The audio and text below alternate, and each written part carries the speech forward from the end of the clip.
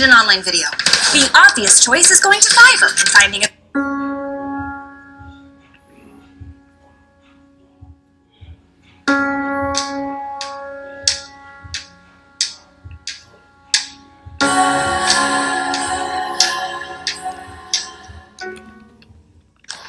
This is it. The day you've been waiting for. I know you're nervous. So am I. My first game too. Now it's time to go out there and put it on the scoreboard. Now it's time to see who has a heart. Now is the time to prove to yourselves and prove to everyone out there that even though you're locked up for somebody, you are worthy of something. And you're able to do something special that no one else in the world can do. Ready to go out there and take what's yours. Yeah! What you've worked hard for. Yeah! But one thing that a lot of people don't know that I want to share with you guys is when I was 22 years old, I came to this city for the first time. I was playing in the Canadian Football League, playing my first pro football game. I was playing for the Calgary Stampeders. We were playing the BC Lions. I was so excited. 2 days later, I got cut. The dream shattered, sent home with $7 in my pocket. I was like, wait, no, I gotta play in the NFL eventually. Those are my big goals. That's my dream. You realize that playing in the NFL was the best thing that never happened because it got me here. So my point is, look, you're gonna get your ass kicked. We're gonna get the kicked out of us. You gotta get up. You gotta have faith that the one thing you wanted to happen oftentimes is the best thing that never happened. So have faith. Just keep that in mind and keep plugging away.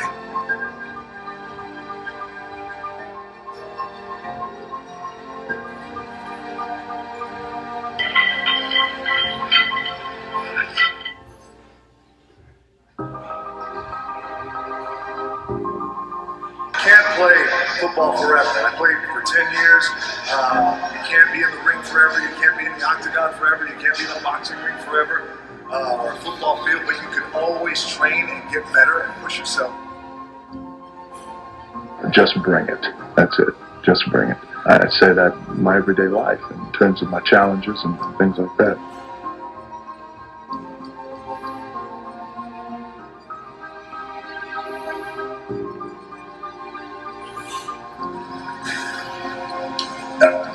Okay, in between sets, as I'm working out, and as I often do in between sets, I slide into your comment section nice and I read your comments just so we can stay connected, and I always know what's on your mind and I can address it.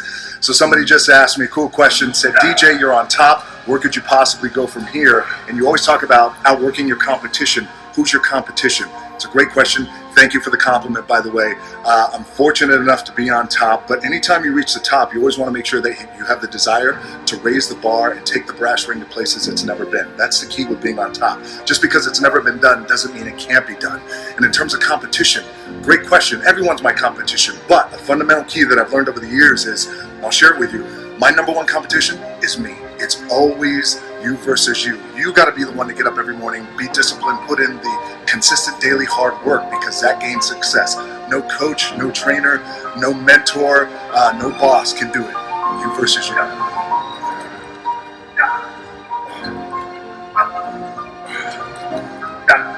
Double.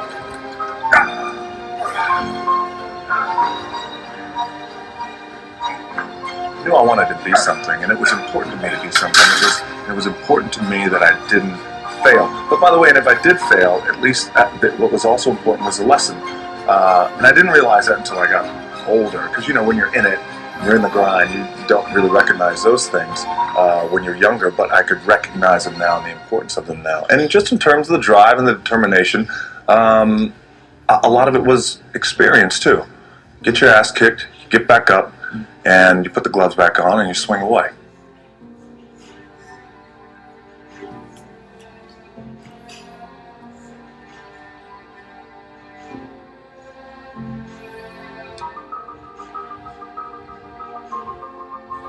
All right, Saturday afternoon, empty gym, the way we like it, tripping over here.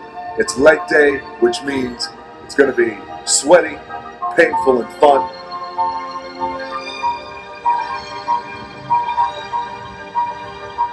They say that nothing good happens in the 4 a.m. hour. Well, I can guarantee you this. It's 4:45 a.m. It's still dark outside. Look at that. The lights just went out, and I'm getting ready to kill this AM cardio.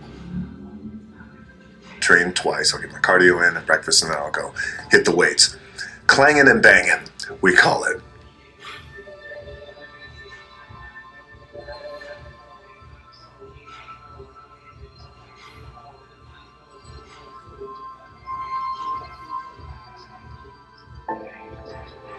You know, the masters make the hardest things in the world look easiest. And in the moments where you push yourself, when no one else is around, those moments have a tendency to lead to success.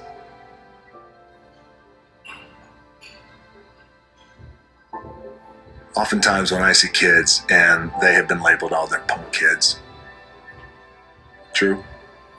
But there's good in them. And we got to see that potential. And I enjoy that today, seeing the potential in kids just like he did. Especially kids who are kind of wayward and have been going through it. I know what it's like.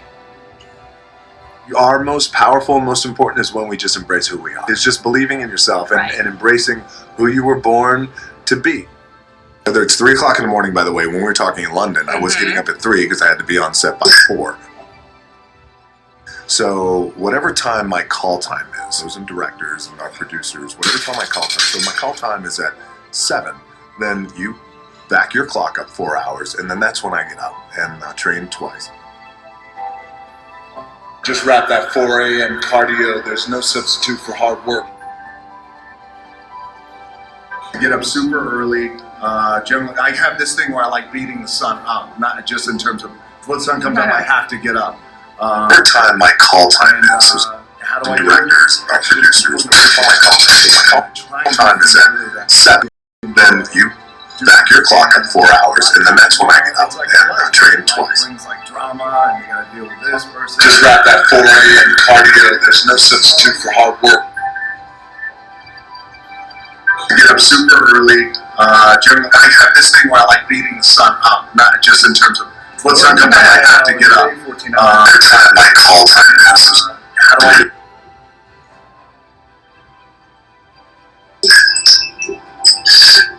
I don't know if there's a golden rule. I can tell you this, that I believe anything's possible, right? I live in the world of possibility, and I also believe that anything, we can accomplish anything with our 2 hands. It's just putting in the work with our 2 hands. And also, you hear this often, but it's really, really true. You got to find something. If you love what you do and be passionate about what you do, and find something that you can be passionate like, it really helps. You know, it gives you that motivation when you wake up in the morning.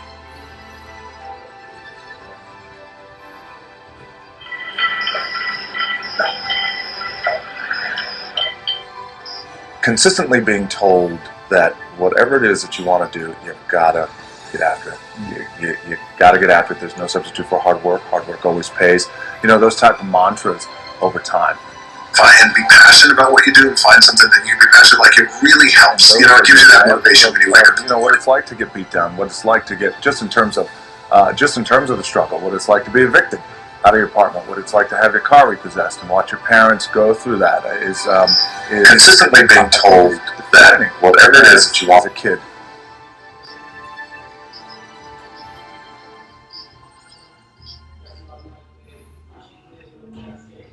You know, I grew up, there was a period of time where I was making a lot of mistakes, David. I was getting arrested multiple times. By the time I was 16, I was arrested maybe 7 or 8 times.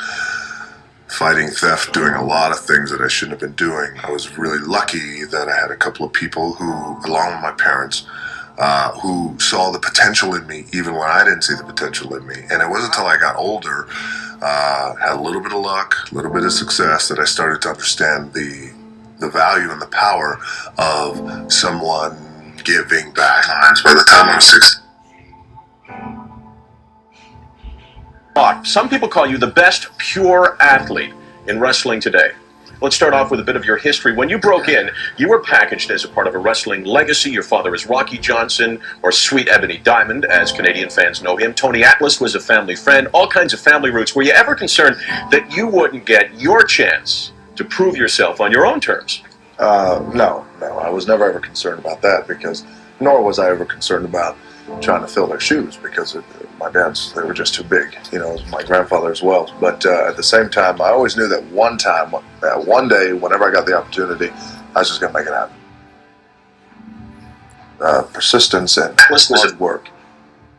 I knew one day it was going to happen. When I made up my mind to get involved in the business that I have a passion for, that I grew up in, I knew that there's going to be a time where the success will come, and that's through hard work and consistency. It's the same old story, things like that. So it's surprising to a degree, but I was well aware that it was going to happen.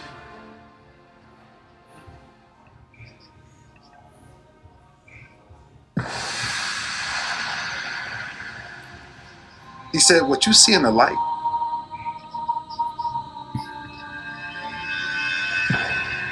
is exactly what people are in the dark. There's two sides of pain that I don't think a lot of people really understand. Right? There's one side of pain that's the suffering and the discomfort side of pain. Because that hurts. You remember what that felt like. But then there's another side of pain that's called effort. It's called glory. It's called, if you can find a way to push through pain, there's something greater on the other side.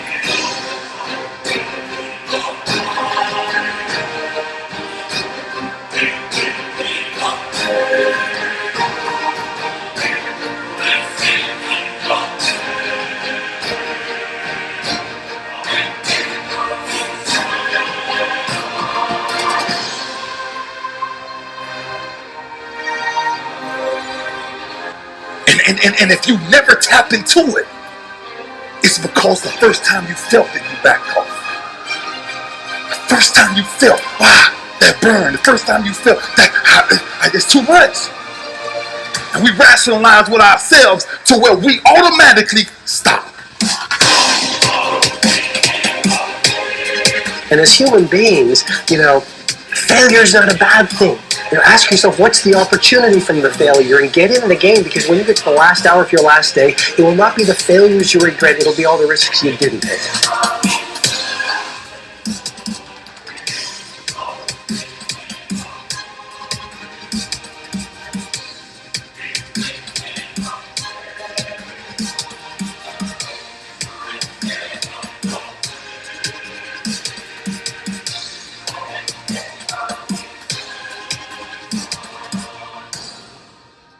That's why a bunch of us give up so much in life so quickly. But suppose I told you the greatest pain of my life is the reason I'm standing here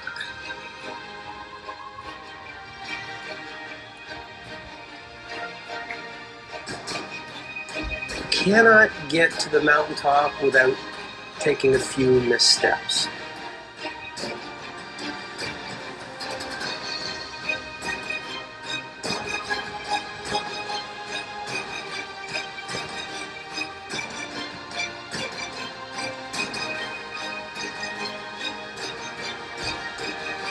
The greatest pain of my life is the reason I'm standing here today.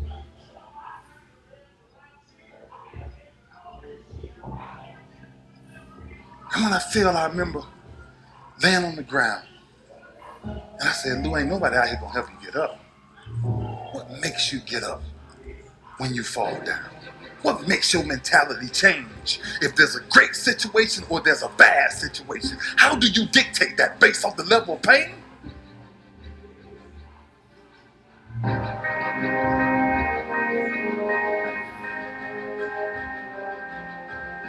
They done wrote me off. I said, I might as well pack it up.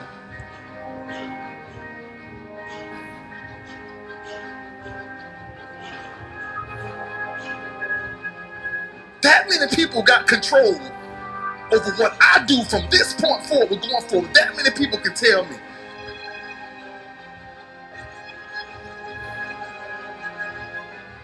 I believe that's the single most important element that separates the quality of people's lives. It's not just the ability to have hunger, but to sustain it. Hunger means that you want more. You want more of yourself. You want to make a bigger difference. The one thing they all have in common, I think, is they're hungry. Most people start out with hunger at an early stage of life and they lose it. But the people that come to me are hungry either because something's happened. I think everybody is born with hunger. Like there's a desire to grow, to expand, to learn, and then disappointment sets in early in life for most people, and then we look to blame something outside of ourselves. And there are many events in our lives that can affect us all. We've all had pain and challenges.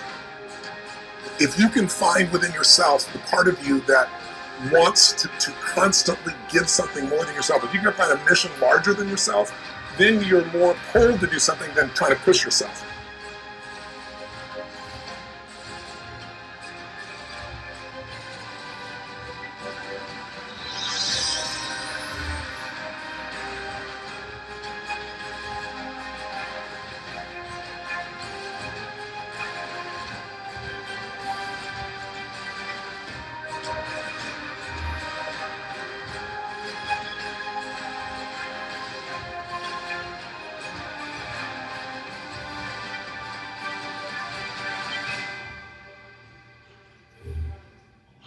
Didn't have enough strength. And I sat there for 30 minutes until I made up in my mind, stop crying. Just grab the bar. See, sometimes we think the pain is what controls us. It's actually our subconscious mind.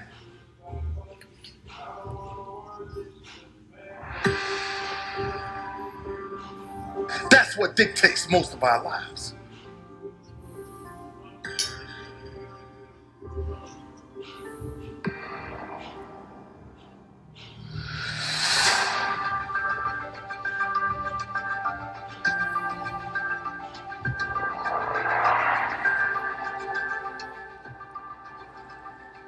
That if you can find a way to push through, that if you can find a way to not make it about you, learn to appreciate the occasional storms that come in your life.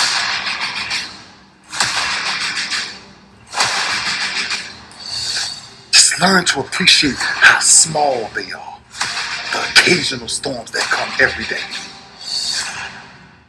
And then that's the ingredient. Pain is a repetition of the cycle. Until you learn how to figure it out, until you learn how to tap it on the back and say, I know you there, but I'm built to deal with you. I don't want nobody to leave here today and not understand why we must find a way to push through pain to understand that's on the other side of that is glory.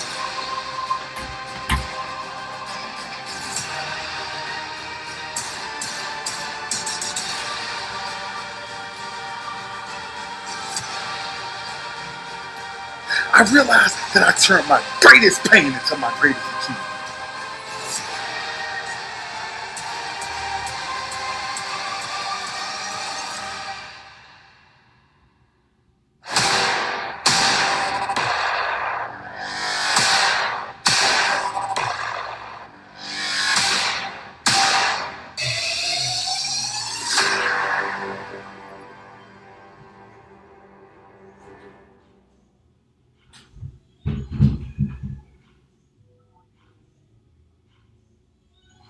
A lot of kids don't until it's too late. Mm-hmm. The one thing I watched the most in my career was wasted talent. To where it's almost scary that people will throw away opportunities like that. See, if you're playing it safe, you're not going to win. If you're playing it safe, it's by trying things that you figure out how far you can go. You got to get outside the box.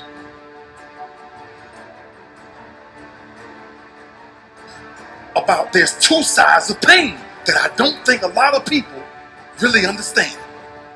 Right? There's one side of pain that's the suffering and the discomfort side of pain. You remember what that felt like. But then there's another side of pain. It's called effort. It's called glory.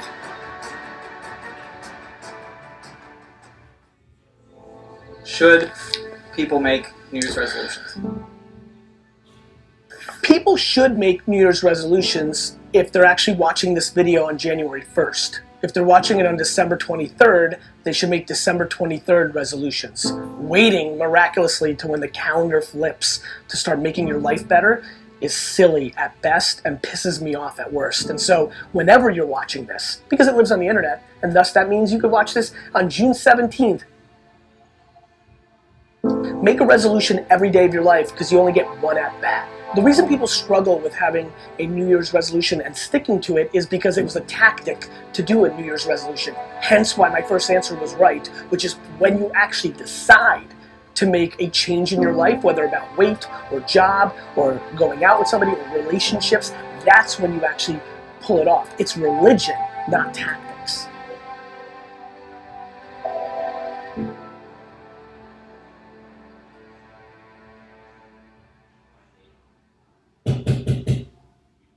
Statistics show that 95% of the people that actually made a New Year's resolution have already broken it by today.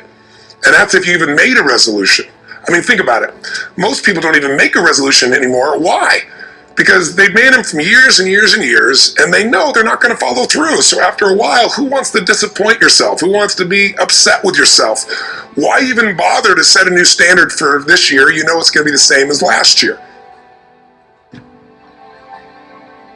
So the question is, what is it that makes us even want to make a resolution? I mean, it's an interesting question. Why is it at the beginning of the year we have this tradition, but it goes beyond tradition. It's something inside of us that makes us want to make things better.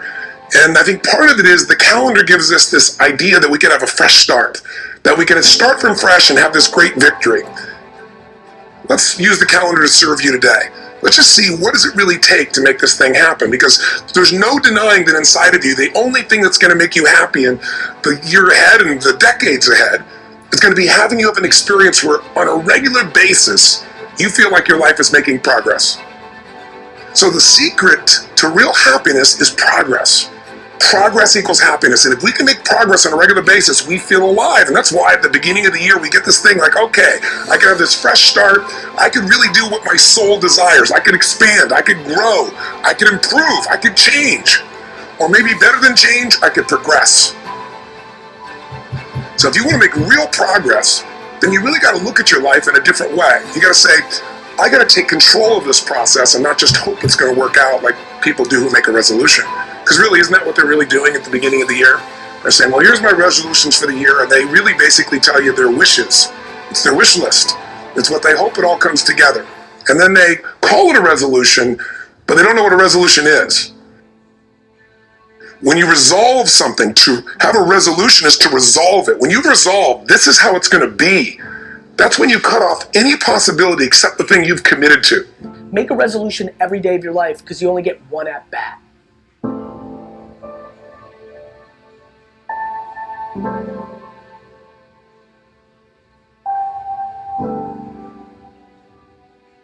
Most people, they're stating what they hope will come together, and if it doesn't happen, then they're disappointed, but they're not too disappointed because they're not too vested.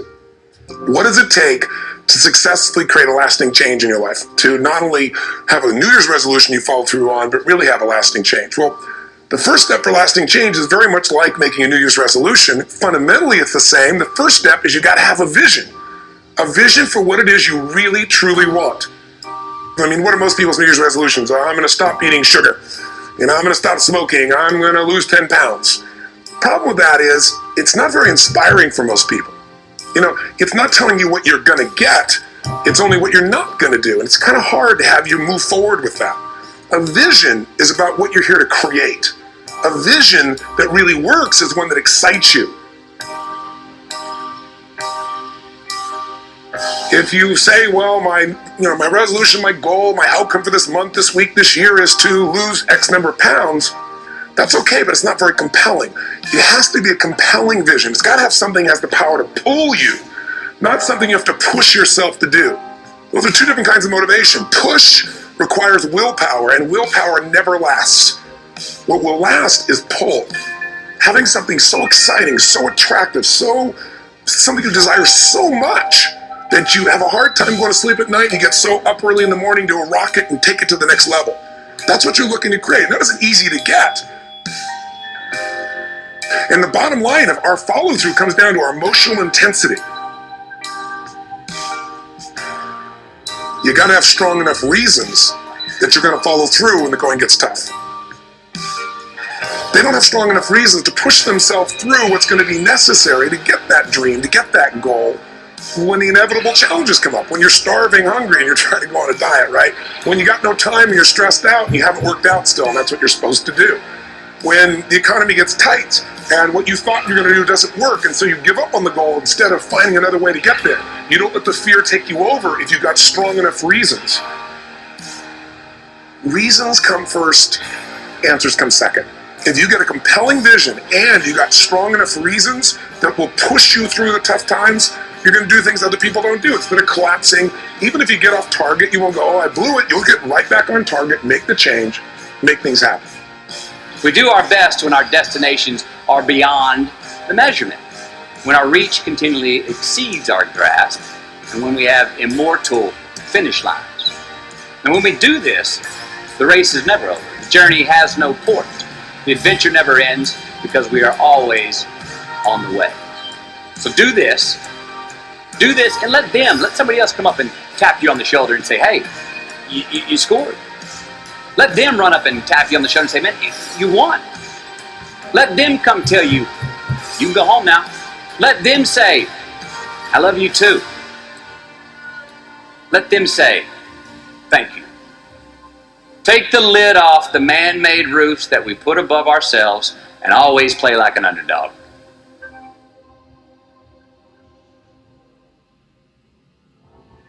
When you really get clear and it's compelling and you're reviewing it every day, you've got strong reasons and you're reviewing it every day and you're feeling it, the brain becomes incredibly acute at noticing anything to get you to move forward.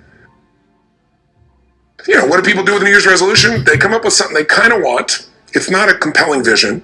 They don't really have strong enough reasons, and they never review it again until they notice that they broke what they said they really want to have make happen, because they didn't really resolve. If you resolve, you got the vision, it's compelling, you review it daily, and you feel it, you envision it, and you experience it. Simple as it sounds. Now, ultimately, what is this really about? Ultimately, if you're going to have lasting change in anything, you're really talking about just raising your standards. Raise your standards. Well, what does that mean? Corny as it sounds. Raise your standards. Well, thank you for the breakthrough thought, Tony. Lasting change is different than a goal.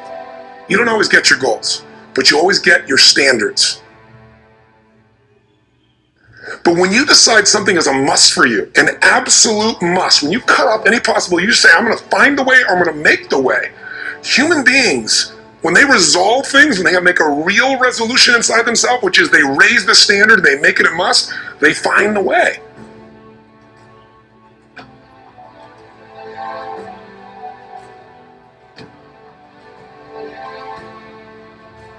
If you said to me, well, I'm really going to work hard to stop smoking, but, I've been a smoker my whole life, and I am a smoker.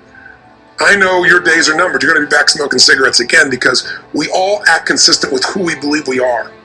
I tell people the strongest force in the whole human personality is this need to stay consistent with how we define ourselves. If you define yourself as somebody who is really conservative, you're not going to be crazy and act nuts unless you're really drunk or something, and then you can say it's the alcohol, when it's really just you finally getting permission to be yourself. The alcohol is your excuse. If you're a really crazy person, you act crazy, outrageous, playful. You don't act conservative because that's not who you are. Very often people say, well, I can't do that. I'm not that kind of person. And I always say to people, really, when did you define yourself? I mean, very often we made decisions in our youth or very young about what to believe, about what we were capable of, about who we are as a person, and that becomes the glass ceiling, if you will, that controls us. Willpower doesn't last, but rituals can last a lifetime. I bet you have some rituals in your life right now you've been doing for years, even though some of them don't serve you. I'm just saying, wake yourself up. You want a new year and a new life. You don't need to start on January 1st. Start today. Start with this little video. Listen, how's your new year coming out so far? When did you define yourself? I mean, really, how many years ago did you come up with what you could and couldn't do in your life? How many years ago? Most people, if they really look at how they're living their life today, it's based on a set of standards, a set of beliefs that they made choices about 10, 20, 30 or more years ago.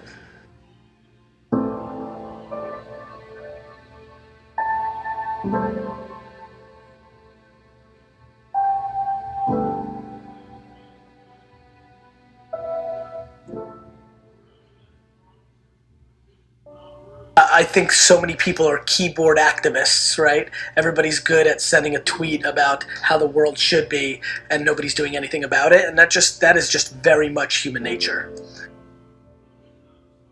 We've gotten soft as a culture. Yes. You know, I mean, of course we've gotten soft as a culture in the U.S. Because the U.S. has had an incredible 200-year run, right? Like, this is just what happens. You know, so as a culture, I can't speak for, people that live in the Amazon River, and I can't speak for, people that still live in Belarus, but the American culture is soft, and that's a great thing. That means there's been enormous amounts of prosperity, but let's not be naive. I mean, people literally complain when somebody gives them the wrong amount of, like, extra cream in a Starbucks $6 coffee.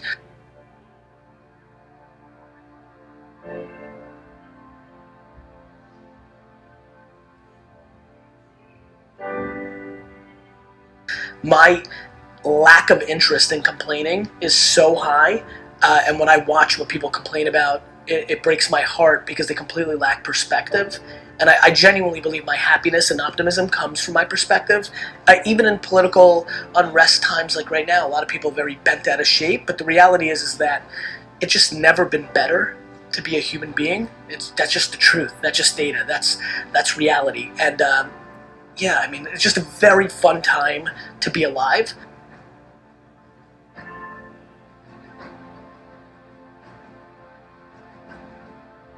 And I think the way people look at the world right now, because it's such an incredible time, is actually the quickest tell to who they are. If you think it sucks when it's bad, you have losing, pessimistic DNA. And if you think it's awesome and phenomenal, you have optimistic, winning DNA. And I believe that to be true. And so that's where we're at. We're beating ourselves up.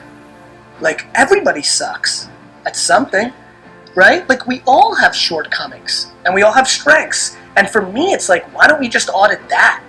Like, why don't we just look at it that way and be like, all right, well, I'm good at this, but I'm not good at that. Like, and then I only focus what I'm good at, right? Like, I don't dwell that I can't fix shit around the house. I call somebody to fix it. Like, I'm not a man. I don't give a fuck. Like, I don't get it. Like, we all, like, I also think it's awesome that I'm so emotionally stable and I'm the emotional backbone of everybody. Is that what a dude's supposed to do? Like these cliches, these stereotypes, they're so silly. I'm fully in love with myself. But I'm also fully in love with everybody else too, right? It's not like it goes both ways. Like, I tell people to buy into me, that work for me, it's because I buy into them first.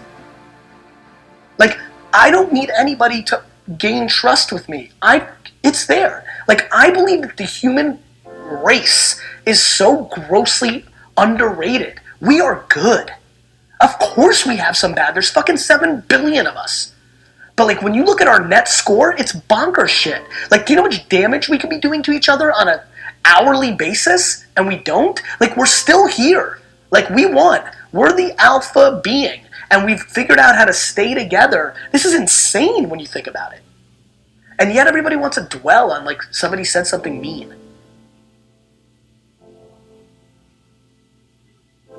If you want to be an anomaly, you have to act like one. Like, people want all these special things to happen, but then they're acting like everybody else. And that gets into the Saturdays in your 20s, like, or just like taking risks or things of that nature. Like, if there's anything they take away, it's like, look, like, you're gonna only be so pretty, you're only gonna be so smart. Like, there's things that are gonna be natural, and then there's things that you can actually control. I do believe, and I don't know if I'm right or wrong, I don't, but I do believe that work ethic is a taught behavior. It's something you do have more control over. And you know what really sealed the deal for me? Getting healthier. I was 38 years old and it didn't come natural to me. Like, it didn't come natural to me at all. I hate the gym. I hate it now. I hate it. I don't like it. I don't want to do it. But I knew it was important. And somewhere around midway through being 38 years old, I got serious. I figured out my system. I made the financial commitment. And I've won, right? And I'll never lose again, because the system was I needed to be accountable to another human being.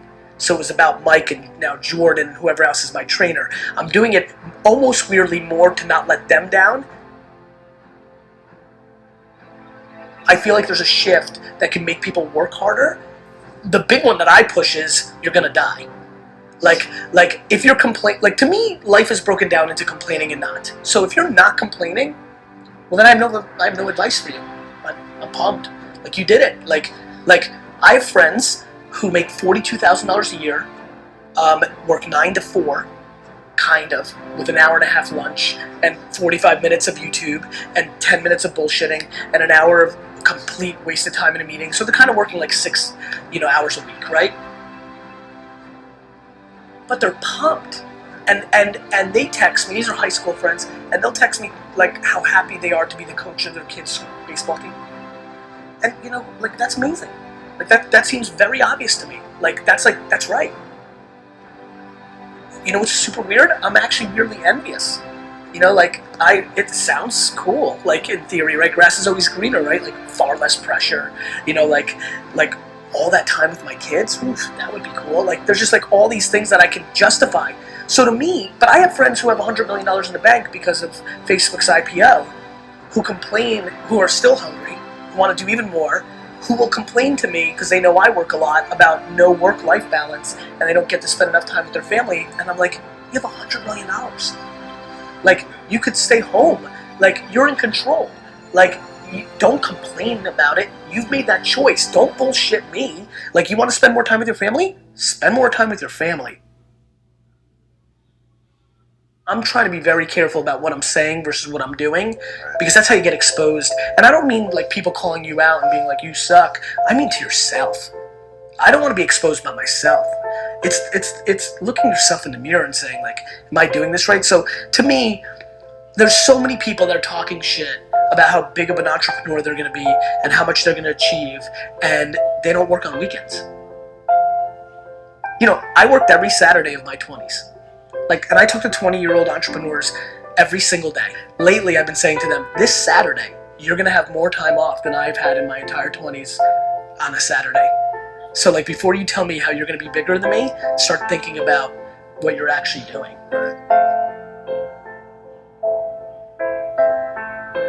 I'm careful to not give advice that I know is uniquely something that I was gifted with.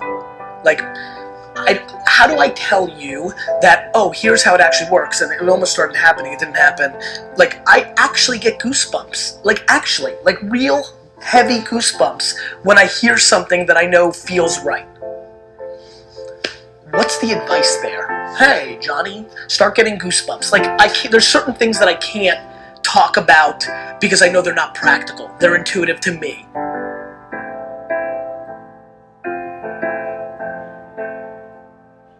I plan to instill kindness into my kids. I plan on instilling perspective into my kids. I plan on instilling just being a good human being. I plan on making sure they don't use their parents' wealth and micro fame and leverage to impose on any other person. I'm petrified of that. If my kids try to punk their friends on my shit, I'm gonna beat the fuck out of them. That's just loser DNA. You didn't do that.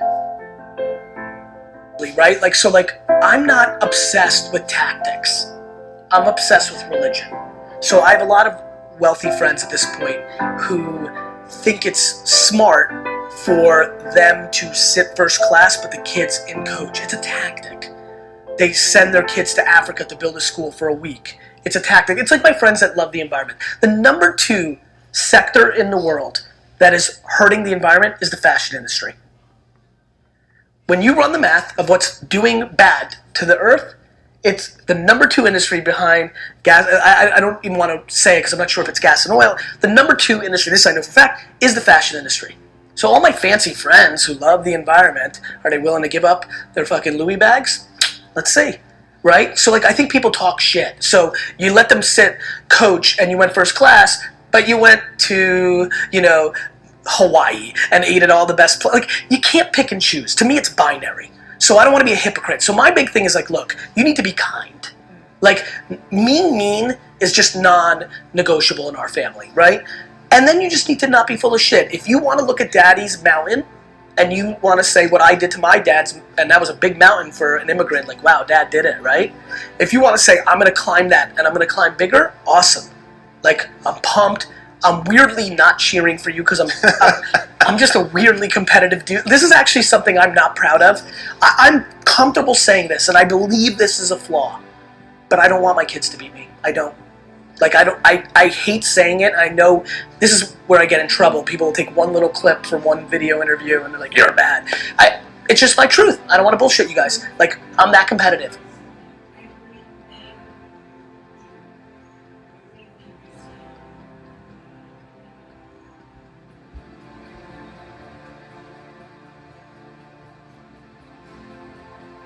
I just want them to be all in on them, right?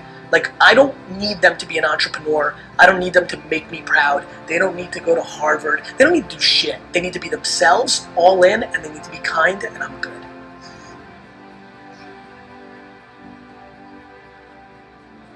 Like, everybody thinks their stuff is so good. Like, every day, Gary, my Instagram's so on fire. It's so awesome. Why is nobody, like, why am I not gaining followers? Because it's not awesome. We all think our stuff is the best, and like, I get that. But yeah, that would be my advice, only because that also is liberating. To me, everything's about breathing, right? Like, to me, everything is about, like, take full ownership for everything, and then everything gets easy, because then you're in control.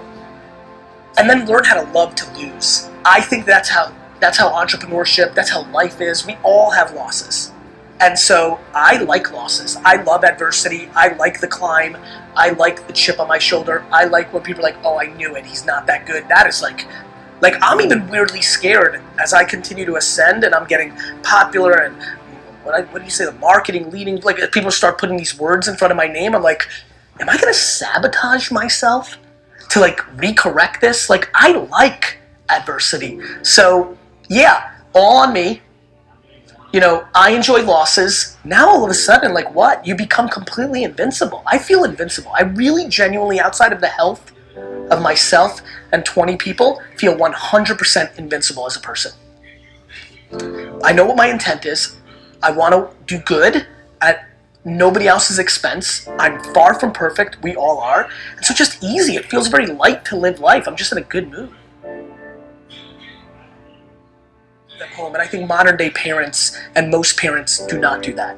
I think they focus on dumb shit like grades because they are insecure and they want to put the bumper sticker that their kid went to, Stanford. Like, it's real fucked up when you really think about what's actually happening. So much of it is misery loves company, or people reflecting of what's inside of them.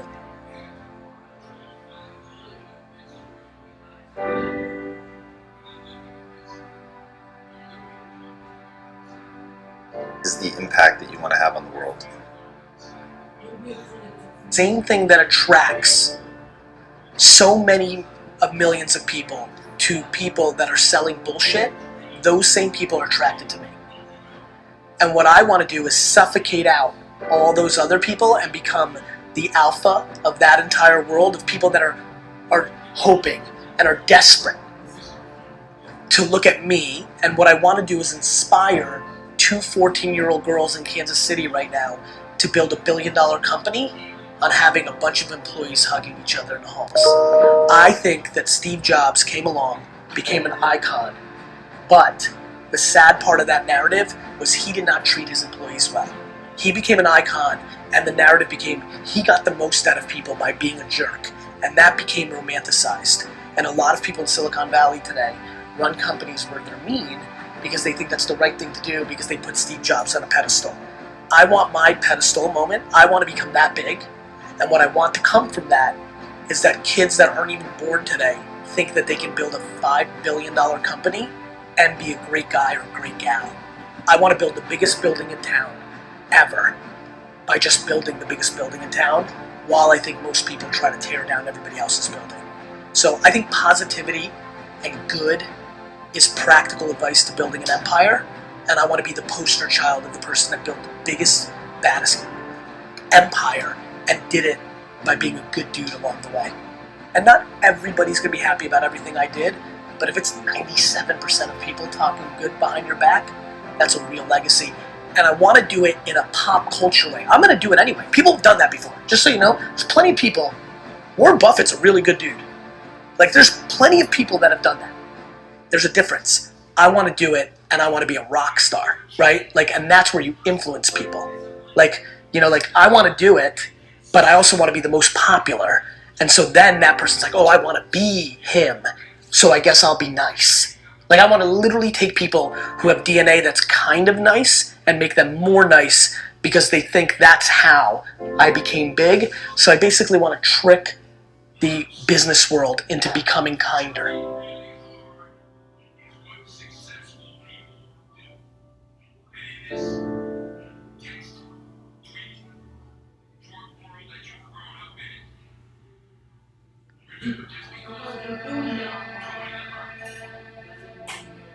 They can adapt under any circumstance. Bruce Lee said, I said, empty your mind.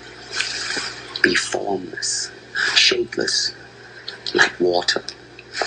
Now you put water into a cup, it becomes the cup. You put water into a bottle, it becomes the bottle. You put it in a teapot, it becomes the teapot. Now water can flow or it can crash. Be water, my friend. Be like water. And when water enters a cup, it becomes the cup. That's the philosophy I'm going into this contest. It doesn't matter what rule set or stipulations they try and put on me. I can adapt and overcome to any situation, and that's what I will do on August 26th. I've heard this every step of the way. He's just a joke. The Joker, I've been called. Until they are in there, then it is no joke. So step by step, one enters, they say the same thing, it's all a joke, he's not for real, he's only talk, he only got here because he's this and that. And I go in and I put my opponent away, I do exactly what I said I would do. Now we're in a new game, it's just another day for me. Greatness is for the brave, so that's it. I'm brave and I'm confident that I'm going in. I'm going in to represent martial arts as a whole. A true martial artist can overcome any stipulation, any rule set. In my mind, this is Bruce Lee stuff. Be like water. You know, if water enters the cup, it becomes the cup. So this is me entering into a different sport, different rule set, but I will become that sport and that rule set and excel. What was useful was used. What was not was discarded. Bruce Lee. If I was to say anything to them, it would to believe in where you come from, to celebrate your surroundings. I think many people from where I'm from Ireland or from anywhere in Europe, it's always, or anywhere all over the world, it's almost like you've got to go somewhere else to achieve greatness or to achieve a high level. I was always told, and I'm continued to be told, you're not going to succeed at a high level unless you do training in America or training, so you know what I mean. And I never believed in it. I always felt that was a weak mind. And people fires that run to another place or another gym. It's almost like a weak mind. I always looked around where I came from, believed in my surroundings, believed in the team that I had with me, and rose up alongside them. And I believe that's the true key to success. Celebrate your surroundings and rise together. This is a ruthless business, and I must be ruthless in there, and I will be.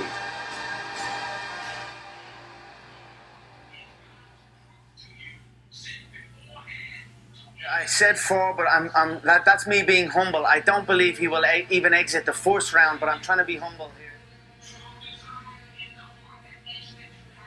A fight's a fight, and a fight night, it's me and him. Am I going to beat him? I'm going to beat him under the specific rule sets that he has, that favor him. It's not a true fight. We're not fighting under no rules or mixed martial arts rules where the field opens up a lot more wider for me. That's confidence from my end. So I'm coming in and stepping into his world, and I am making it my own. This is the day we're absolutely connected. If I took my hand and put a knife through it right now, you know, you would feel it some way. Emotionally, you would feel it. You know, it's like, there's no question about it to me. So everything we do to each other, or everything we see in each other, is us seeing ourselves. I did stand-up in the clubs for 15 years. But it's never too late to make your mark. You may have to quit for a while and sell some paint.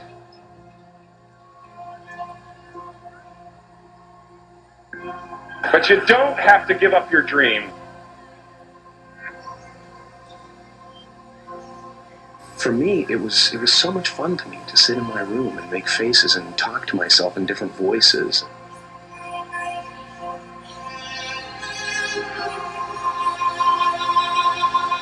I think everybody's looking for something that they already have.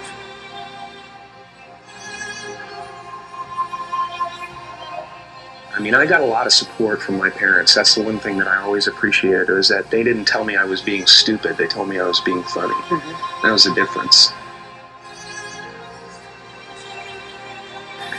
You know, when you go through a few of those experiences, you kind of develop a thick skin when it comes to being ridiculed or whatever. Why didn't you give it up?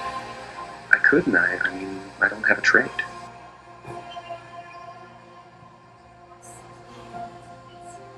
The fact that we're already enlightened, we're already complete, and it's just realizing that you're complete. Once you realize you're complete, then this life and everything in it becomes a play of form. Something to toy with and play with and make something good out of. And it really isn't to be worried about, it's to have fun with. Anything that doesn't work out, any show that I might not get, any show that I might do that doesn't turn out well and gets pulled off or something like that, I always think of as, this is the way it was supposed to be. That's the way it was supposed to happen. Because there's something bigger down the road. There's something better down the road, and this is happening because I'm not ready. Or, you know, and it's always happened that way. You know, at some point you have to divorce yourself from the things that other people want for you.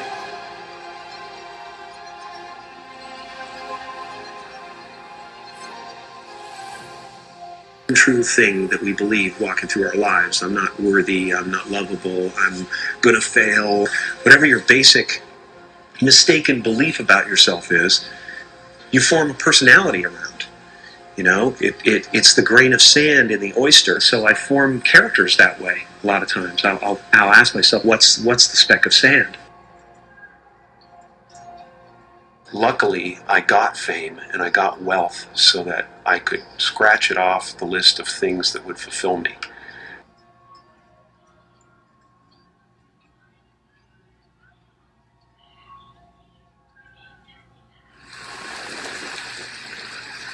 So I accept the fact that I fail, you know, because I know that that's the way it's supposed to be.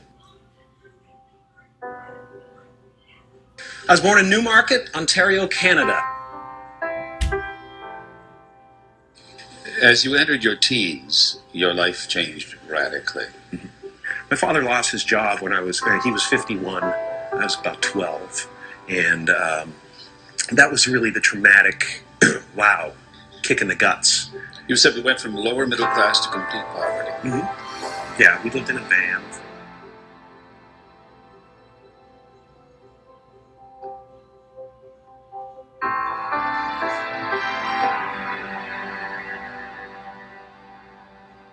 I mean, the first time I ever went to Yuck Yucks when I was 15 years old, And I went there, and I was not good.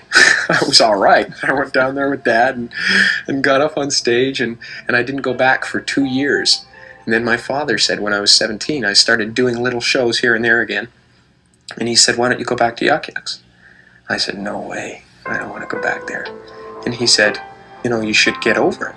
I mean, if you're gonna go into the business and you want to do it seriously, you can't have those barriers, you know. And I went back and I did great, and I became a regular and a headliner, and it built from there. And then when I went down to Los Angeles, the same thing happened.